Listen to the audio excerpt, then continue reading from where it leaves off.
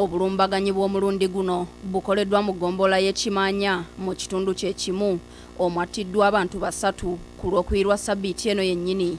Abakambwe b'ebijambiya kigambibwa olwakitegedde nti abantu bayingira Nankoko ku luno nabo baakeddeko nga balimisa abatuuze. Namukadde Anet Nampijja wa myaka 80 mutuuze ku kyalo Kasaali baamusangiriza ava kujja mmere ey'ekyeggulo mu kiyungu okugitwala mu nnyumba ali eyeebake tebaamuganyiza ebijambiya ne bivuga ku mutwe nakkirira ekingi bantu. Kugijjayo tumanyi bawe yasangidde omuntu n'amugamba nti wumuze emmere kubanga emmere esangiddwa wansi nga mpumuzi. Mulyano bagenda okujja nga mukadde atemeddwa ejjambiya ebbiri eziri sirias ku mutwe tadde nga afudde. Twatidde ne twekuŋŋaanya buli omu n'ayitamu ne tugaa tubeere wamu twekuumira awo wamu so nga tetusaasaanye ne twebaka mu nju emu.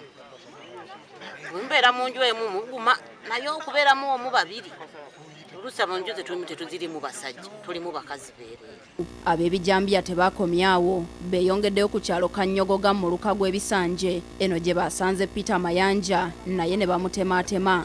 Gw'omulambo gwa Peter Mayanja gulabiddwa ku makya ku ssaawa 3 okumpi n'amaka ge.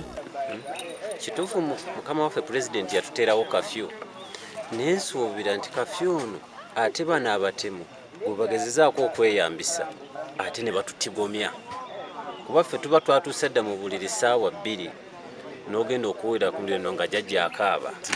Gavumenti yerina otulwanako kuba batugamba kwebaka ssaawa emu ate era zibatandikiramu okutema.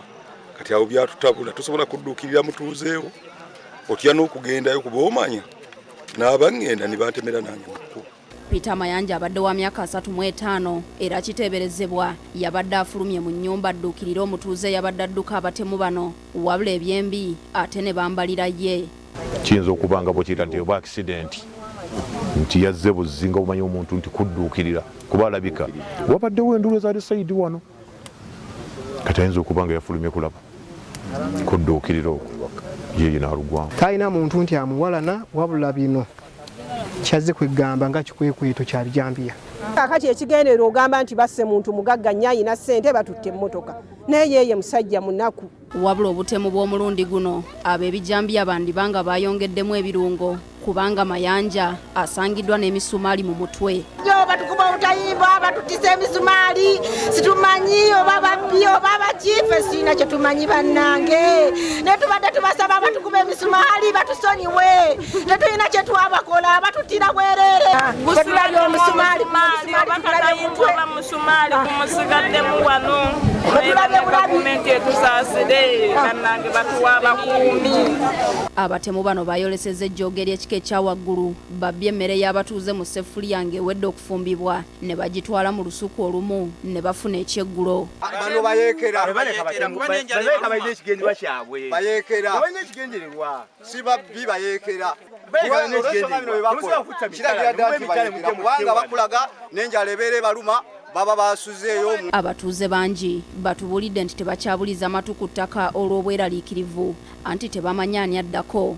Abakola ku security n'abalayira okukuuma abantu n'ebyabwe bangwiremu. Mbeera gye tulimu ya bunkenke obuyitiridde nno kuba kumpi buli muluka bagenze bagulawuna nga tebattamu abantu. RDC w'ekibuga Masaka Fred Bamwine awadde abatuuze amagezi okukendeeza ku budde bwe bayingira enju nga n'ab'ebyokwerinda bwe balwana okufufugaza akabinja kano. Olw'ekyo njagala kubasaba n'okubakubira omulanga nti abantu mubeere ku bwerinde naddala essaawa z'otambula olekera okutambula omu Ssekinoomu tambula ne munno bw'oba okeereye wantu bakiba kyetaagisa oyinza kusulayo.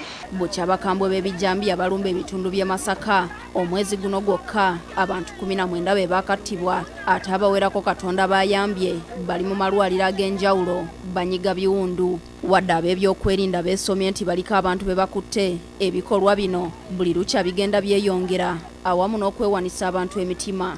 Carlton Scovia Nakamya ne Yusuf Muwuluzi, BBS Telefina.